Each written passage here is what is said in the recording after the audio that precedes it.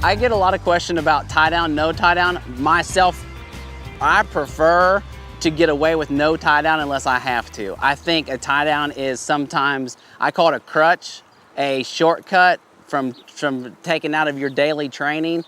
I think you'll notice on the horses I ride in particular, probably, I'm gonna say, honestly, probably about 80% of my horses don't have a tie down when I run them.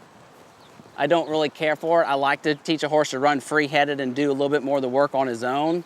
I'm not big on a bunch of bridle. I think sometimes less is more. As you see, I have an O-ring on this horse. I run this horse in an O-ring or a shorter shank with a curve, depending on the setup of the arena. There again, you know, people say, well, how do you know? You have to really know your horse and know the arena and know how he performs in a big pattern, small pattern, because I will adjust my bridle for the arena I'm going to, not that one particular horse stays in the same bridle from day one of training on the barrels to the last day they ever compete. I don't think there's a trainer out there that uses the same bridle on a horse every single day. Now, I've been fortunate enough to have a couple of horses that they have stayed in one particular bridle almost at any setup scenario of their competition of life, but I think less is more. I don't like a bunch of bridles. I don't use a lot of shanked bridles.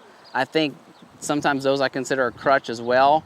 If you can teach the horse to run the barrels with an O-ring, I as a futurity trainer, prefer an O-ring. Some of the other people will think they need to grow up and be trained in another bridle.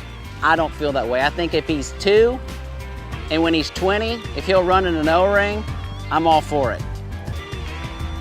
For more tips from the Bluebonnet ambassadors, visit bluebonnetfeeds.com.